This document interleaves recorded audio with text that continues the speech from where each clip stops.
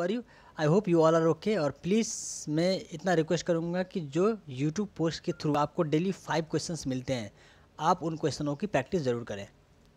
Past 8 name को cover up करता हूँ मैं, कुछ क्वेश्चनों को चेंज कर रहा हूँ और उसको न्यूली रिमोडिफाइड करके आपको दे रहा हूँ, ताकि आपकी कॉन्सेप्ट की मैं जज कर सकूँ कितनी कॉन्सेप्ट क्लैरिटी है। और उसको आपको क्या होगा, आपकी गलती को खुद ही आपको रिबिल्ड करने के लिए हेल्प मिलेगा। 20 डेज हो सकता है आपको 60 प्लस या 70 प्लस लाने में भी वो हेल्प कर सके लॉ में। तो इसीलिए मैं बस इतना कहूँगा कि आप लोगों को प्रैक्टिस करना है, और अपने दोस्तों को भी प्लीज़ बोलिए कि इस चैनल को सब्सक्राइब करें और इसकी प्रैक्टिस डेली करते रहें। मैंने चैप्टर्स को पार्ट में क्यों डिवाइड कर रहा हूँ, रीज़न यही कि आपको मैं ज़्यादा बर्डन इसमें ना दूँ। आपके पास और सब्जेक्ट्स भी हैं, आप और सब्जेक्ट्स को पढ़िए, लेकिन लॉ को 1 आवर ईच डे दीजिए। जिसमें मैंने आपको क्या बोला है, 20 मिनट्स आपका लेता हूँ मैं कॉन्सेप्ट रिवाइज कराने के लिए, और फिर आपको 20 से 25 मिनट आपको देना है बस क्या करने के लिए, आपको प्रैक्टिस करने के लिए। चलो टाइम वेस्ट किए बिना आज की जो हमारे है सेक्शन 153 से लेकर 161 इसको कवर अप करते हैं।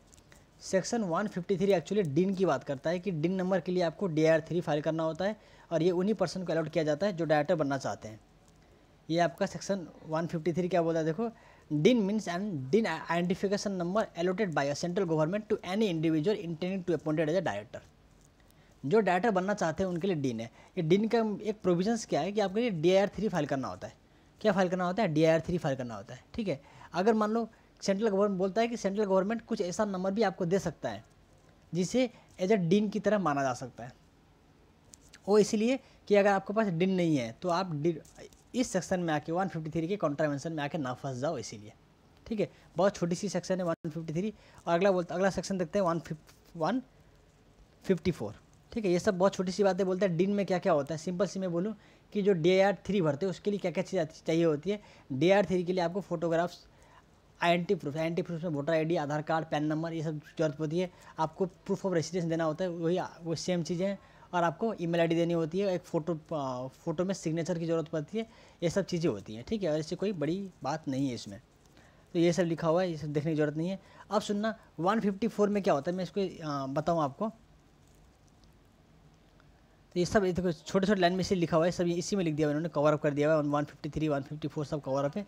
154 में एक्चुअली क्या होता है कि आपने डिन के लिए अप्लाई किया, अब विदिन वन मंथ, जिस दिन आपका एप्लीकेशन MCA वालों में आपने अपलोड किया, MCA में अपलोड होने के विदिन 1 मंथ, लेकिन प्रैक्टिकली क्या होता है कि तुरंत ही मिल जाता है, लेकिन आपको विदिन 1 मंथ आपको डिन नंबर एलोकेट कर दिया जाएगा। कौन दे देगा आपको, सेंट्रल गवर्नमेंट डिन नंबर दे देगा। ये कौन बोलता है, 154 बोलता है। 155 बोलता है कि आप एक से ज़्यादा डिन नहीं रख सकते। अगर आप एक से ज़्यादा डिन रखोगे तो आपको कॉन्ट्रावेंशन माना जाएगा, या फिर अगर आपके पास पहले से एक से ज़्यादा डिन है, कंपनी एक्ट 2013 आने से पहले अगर आपके पास एक से ज़्यादा डिन था तो आप एक को सरेंडर कर दो, ठीक है। अब दूसरी बात आती है कि अगर मान लो आपको डिन नंबर एलोकेट हो गया और आपने पहले कंपनी को इंटीमेट नहीं किया हुआ था, तो फिर आपको टाइम लिमिट कितनी है, बोलता है फिर 1 मंथ, ठीक है। फिर क्या बोलता है, विदिन 1 मंथ आपको क्या करना है, कंपनी को इंटीमेट करना है कि मेरे पास डिन नंबर आ चुका है, सर मेरा ये डिन नंबर लीजिए, ठीक है। पक्का याद रहेगा। चलो अब सुनना, आपने कंपनी को दिया, देखो सेंट्रल गवर्नमेंट ने 1 महीने के अंदर, एप्लीकेशंस के 1 महीने के अंदर 154 में आपको दिया।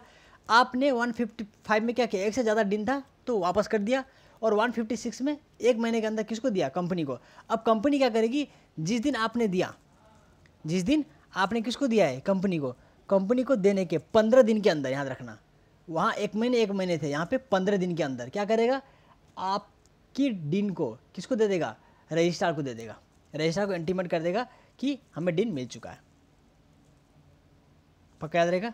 चलो आप सुनना, यहाँ अगर आपने कॉन्ट्रावेंशंस किया तो यहाँ पेनल्टी है, पेनल्टी बिल्कुल याद नहीं करना है, ठीक है आपको। चलो अब 157 हो गया आपका। 158 क्या बोलता है कि ये हर पर्सन जो कंपनी से इंगेज्ड है या फिर कंपनी की भी ये रिस्पॉन्सिबिलिटी होती है कि अगर कंपनी के रिगार्डिंग कोई काम करते हो तो उसमें डिन नंबर को आपको इंटीमेट करना है, मतलब डिन नंबर लिख के रखना है, ठीक है। कॉन्ट्रावेंशन नहीं करना है, कॉन्ट्रावेंशन करोगे तो पेनल्टी लगेगा। ये 159 बोलता है, पेनल्टी याद नहीं करना है बिल्कुल, ठीक है। अब बात आती है कैंसिलेशन सरेंडर की। बात सुनना, एक मैं आपको प्रैक्टिकल चीज़ बताता हूँ कि कैंसिलेशन जनरली पॉसिबल नहीं होता। एक बार आपको डिन मिल गया तो आप कैंसिल नहीं कर सकते। कैंसिल करने के रीज़न वही होता है कि अगर आपके पास डुप्लीकेट डिन है, ठीक है, आपने गलत तरीके से फ्रॉड करके डिन को लिया हुआ था, ठीक है, या फिर आपने डिन नंबर क्या किया है कि फाइल कर रहे हो इस कारण से क्योंकि आप इंसॉल्वेंट हो गए हो, या फिर आपकी डेथ हो चुकी है, ठीक है, इस कारण से कोई और आपका डिन नंबर को कैंसिल करना चाहता है, तब पॉसिबल है, वरना नहीं है। नॉर्मली अगर एक क्वेश्चन मैं आपको पूछूं कि एक कंपनी का डायरेक्टर, कंपनी ने छोड़ दिया, उस कंपनी को छोड़ के अब उसके पास डिन नंबर है, उसकी डिन की कोई यूज नहीं है, क्या वो कैंसिल कर सकता है? बिल्कुल नहीं। उसको आपको DAR3 की जो KYC फॉर्म होती है वो भी भरना ही पड़ता है आपको, ठीक है, ये बात है। अब याद रखना कि ये जिसके पास डिन होता है उनको DAR3 की KYC फॉर्म हर साल भरनी पड़ती है, और बिना कोई रोक के आपको हर साल भरना ही है, ठीक है। चलो, ये अब बात बोलोगे कि हर साल कब भरना है, तो याद रखना ये इनका इन्होंने इंटीमेट किया हुआ था कि DAR3 को हमेशा आपको फाइनेंशियल नेक्स्ट फाइनेंशियल के 30 डेज़ के अंदर भरना होता था, ठीक है। डेट चेंज करते रहते हैं, इसलिए ये आपके एग्जाम के लिए इरेलीवेंट है, कोई टेंशन की ज़रूरत नहीं है, ठीक है। चलिए, ये आपका था, यहाँ तक था आपकी। मैं आपको बताऊँ कि आपने 159 तक कर लिया। अब सबसे इंपॉर्टेंट सेक्शंस करने वाले 160 सेक्शन आपका बहुत इंपॉर्टेंट सेक्शन है, इसको हम अभी कवर अप करते हैं, ठीक है। ये कहाँ गया 160?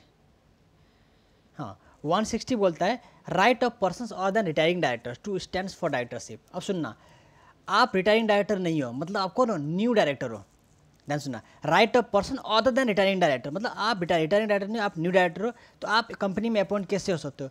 मैं ये रिवीजन भी नहीं दे रहा हूँ, एक क्लिप की तरह दे रहा हूँ, तो इसलिए मैं आपको बहुत शॉर्ट में बताना चाहता हूँ। अगर कोई न्यू पर्सन कंपनी में डायरेक्टर बनना चाहता है, सबसे पहले वो क्या करेगा? एक एप्लीकेशन देगा। सबसे पहले क्या करेगा? एक एप्लीकेशन देगा, ठीक है। एप्लीकेशन में फी जानी होती है, कितनी जानी होती है? 1000 और हायर अमाउंट एज में भी प्रिस्क्राइब्ड, ठीक है। अब एप्लीकेशन कब देना है, ठीक है, तो बोलता है विद इन, सॉरी, अब बोलते हैं एप्लीकेशंस कब देना है, तो जब कंपनी की जब वो हो रही होती है, क्या बोलते हैं, सॉरी एक्चुअली बहुत गर्मी है, हाँ, आपको कब देना है एप्लीकेशन, तो बोलता है कि कोई बात नहीं, जब भी रजिस्टर ऑफिस को, ठीक है, लगे, जब भी कंपनी को लगे कि आपकी मीटिंग होने वाली है, जब भी कंपनी को लगता है कि आपकी मीटिंग होने वाली है, कौन सी मीटिंग? यहाँ पे जनरल मीटिंग की बात करते हैं। देखना 160 में हमेशा किसकी बात करते हैं? जनरल मीटिंग की बात करते हैं। 161 में जो बात करते हैं हम बोर्ड मीटिंग की बात करते हैं, ठीक है, पक्का रहेगा। चलो 2 मिनट, हाँ सॉरी, तो मैं कहा था, हाँ नोटिस आपको कब देनी है, बोलता है सिंपल सी बात है, याद रखना, इस बहुत छोटी सी बात है कि 14 डेज बिफोर मीटिंग, ठीक है, आपको 1000 रुपये, सॉरी 1 लाख रुपये के साथ देनी है। अब यहाँ एक चीज़ बात सुनना कि ये 1000 रुपीज़ वापस होगा या नहीं होगा, ठीक है, ये 1000 रुपीज़ वापस होगा या नहीं होगा, इसकी बात करता है कि अगर आप डायरेक्टर इलेक्ट हो गए, डायरेक्टर के लिए आप इलेक्ट हो गए, या फिर आपको 25% से ज़्यादा वोटिंग मिल गई, तो आपकी कंपनी को आपको पैसा वापस करना पड़ेगा। लेकिन याद रखना, मैं एक चीज़ ट्विस्ट करने वाला हूँ, ये जो 1 लाख अमाउंट है निधि कंपनी के केस में 10,000 रुपीज़ है, और ये अगर कंपनी आपकी सेक्शन 8 कंपनी है, अगर आपकी सेक्शन 8 कंपनी है, तो सेक्शन 8 कंपनी के पास ऑप्शन है, वो आपको 1 लाख रुपये वापस कर भी सकता है, वो आपकी 1 लाख रुपये फॉरफिट कर भी सकता है। फॉरफिट बोले तो अपने पास रख सकता है, ठीक है। अब सुनना, कंपनी क्या करता है, कंपनी को 7 दिन के अंदर, अपनी मीटिंग होने के 7 दिन के अंदर अपने मेंबर को इन्फॉर्म करना पड़ेगा कि कौन कौन कैंडिडेट डायरेक्टर बनने के लिए आ रहे हैं, ठीक है। चलो अब सुनना, 160 किस किस कंपनी में नहीं लगता है, मैं सर शॉर्ट बता रहा हूँ कि यहीं से देख लेना। ये 1000 रुपीज़ है, मैं आपको ये बता दूँ कि 14 डेज़ का नोटिस पीरियड है, ठीक है। 1 लाख रुपीज़ है, 1 लाख रुपीज़ का रिक्वायरमेंट है, ठीक है, यहाँ देख लेना, ठीक है। ये जो आप देख रहे हो, इसके लिए मैं बताता हूँ कि अगर अपॉइंटमेंट लेना चाहते हैं इनके सब इंडिपेंडेंट डायरेक्टर, तो आपको उनकी नॉर्म्स को भी फुलफिल करना है। उसके बाद NRC देखता है एक्चुअली कि वो बंदा डायरेक्टर बनने के लिए सही है, ये सब नहीं है, तो कोई काम की नहीं है, ठीक है। और ये विदिन 7 डेज वाली बात मैंने आपको बताया, होने के 7 दिन मैंने बताना है कि कौन बंदा डायरेक्टरशिप के लिए अप्लाई किया हुआ है, और कौन डायरेक्टरशिप के लिए वोटिंग में आने वाले हैं। रिफंड हो जाता है, बताया मैंने, रिफंड हो जाता है, कब रिफंड हो जाता है? जब 25% ज़्यादा वोटिंग मिल जाए आपको, या फिर आप क्या हो जाओ, सिलेक्ट हो जाओ एज अ डायरेक्टर, ठीक है। ये सब बातें 160 में।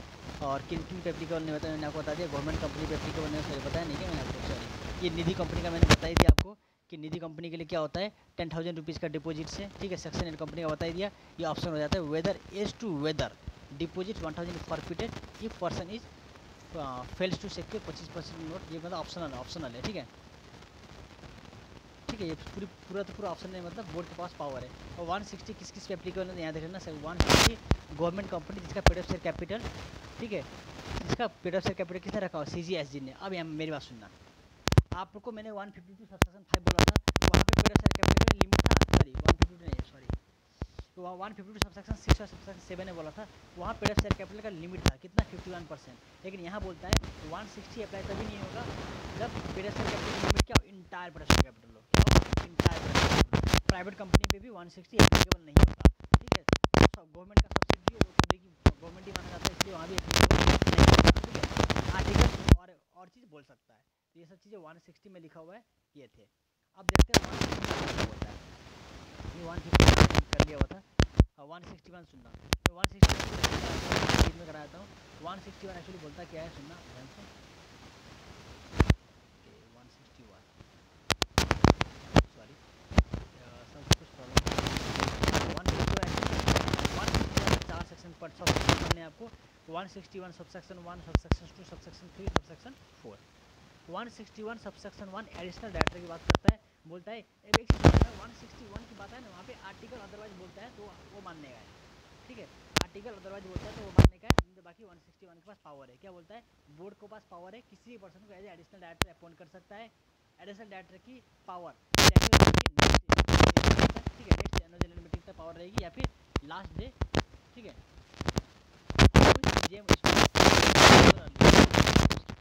पावर देती है। ऑल्टरनेट डायरेक्टर के लिए बोलता है कि हाँ बोर्ड अगर ऑथराइज करता है तो ऑल्टरनेट डायरेक्टर बन सकता है अगर ओरिजिनल डायरेक्टर, ठीक है, कम से कम 3 महीने के लिए क्या हो, इंडिया से बाहर गया हो, कम से कम 3 महीने के लिए इंडिया से बाहर गया हो तो बन सकता है, ठीक है। आपको क्या देगा, आप सुनना कि बोलता है अगर पर्सन जो होती है ऑल्टरनेट डायरेक्टरशिप के लिए, ठीक है,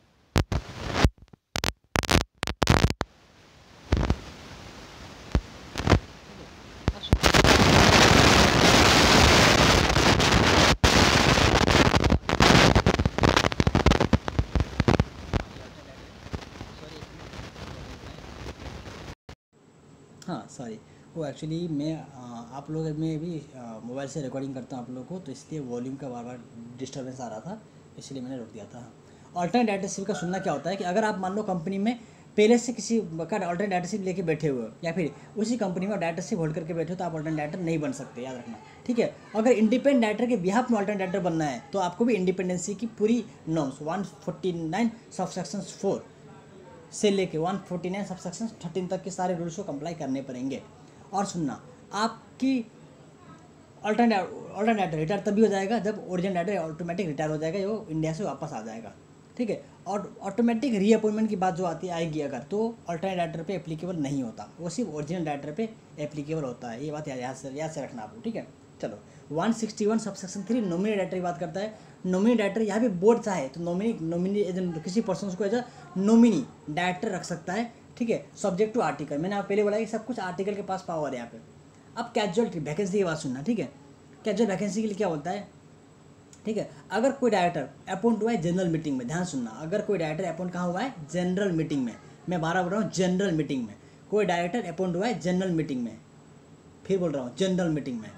रीजन क्यों बोल रहा हूँ, बार बार एग्जाम में क्वेश्चन आ रहे हैं आप लोगों को, बच्चे से गलती हो जाती है कि वो बोर्ड मीटिंग में अपॉइंट हुए वाले डायरेक्टरों को या फिर वो किसी अदर मीटिंग में अपॉइंट हुए वाले डायरेक्टरों को क्या करते हैं ये लोग, कैजुअल वैकेंट बोल देते हैं, और हम लोग खुद मान जाते हैं कि वो कैजुअल वैकेंसी है। नहीं, कैजुअल वैकेंसी तब भी होता है जब पर्सन को किसने अपॉइंट किया हो, जनरल मीटिंग में अपॉइंट हुआ हो, ठीक है। तो जनरल मीटिंग में अपॉइंट हुए डायरेक्टर को अगर वो का वैकेंसी हो जाता है तो बोर्ड उसके बिहाफ में किसी अदर पर्सन को वैकेंट को अपॉइंट कर सकता है। लेकिन याद रखना, जिसको अपॉइंट किया गया एज अ कैजुअल वैकेंसी में डायरेक्टर, वो भी अगर वैकेंट हो जाए तो उसको कैजुअल वैकेंसी नहीं माना जाता, और 161 सबसेक्शन 4 के अंतर्गत उसका अपॉइंटमेंट नहीं हो सकता। लेकिन उसके पास दो रास्ते हैं, आइदर वो 160 में जाए एज ए न्यू डायरेक्टर आए, या फिर एडिशनल डायरेक्टर बोर्ड चाहे तो उसे 161 सबसेक्शन 1 की तरह एडिशनल डायरेक्टर अपॉइंट कर सकता है। ICAI बोलता है एडिशनल डायरेक्टर के रूट से आने के लिए। एग्जाम में जो क्वेश्चन आए थे आपके, एक्चुअली ये आपके नवंबर 19 के भी क्वेश्चन थे, तो वहाँ पे ICAI ने रास्ता दिखाया था एडिशनल डायरेक्टर के रूट से आओ, आप एडिशनल डायरेक्टर के रूट से आओगे कर सकते हो, ठीक है। अब बात आती है कैजुअल वैकेंसी में जो डायरेक्टर आते हैं उनकी टेन्योर क्या होती है, उतनी ही टेन्योर होती है जितने प्रीवियस डायरेक्टर की टेन्योर थी, उसको एक्स्ट्रा कोई टेन्योर नहीं मिलता, ठीक है। अब सुनना, जो डायरेक्टर कैजुअल वैकेंसी में आता है कि उसको सब्सिक्वेंट उसको रेक्टिफिकेशन कराने की जरूरत होती है कि नहीं, मतलब तुरंत नेक्स्ट जनरल मीटिंग में उसको अप्रूव करवाना होता है कि नहीं, शेयर होल्डर से बिल्कुल कराना होता है, ठीक है। ये सेक्शन 161 बोलता है। आई होप आप लोगों को ये समझ आ गया, बहुत क्विक मैं रिवाइज कराने की कोशिश कर रहा हूँ, और मैं खुद चाहता हूँ कि आप लोगों की टाइम कम से कम लूँ, मैं कभी भी आप लोगों को ज़्यादा बर्डन नहीं देना चाहता, और मैं कोशिश करूँगा कि बहुत कम में जल्दी से जल्दी डायरेक्टर को ख़त्म करके हम बहुत जल्दी आगे लॉ की हर चीज़ों को ख़त्म कर ले। 5 हमारे चैप्टर्स में 23 क्वेश्चन हैं, जिसको मैं अगर और भी पार्ट बांट रहा हूँ, जिस तरह से मैं पार्ट बांट रहा हूँ, हर एक इंपॉर्टेंट सेक्शन से मैं क्वेश्चंस ले रहा हूँ, पिक कर रहा हूँ। आप लोग सिर्फ प्रैक्टिस करो, मैं बोलूँगा सिर्फ प्रैक्टिस करो। All the best for watching, thank you. Please like और कमेंट कि आप लोगों को कैसा लग रहा है ये चीज़ प्रैक्टिस, या फिर मुझे ये चीज़ स्टॉप कर देनी चाहिए, मुझे पहले बता दो। Thank you so much for watching, best of luck for your examinations.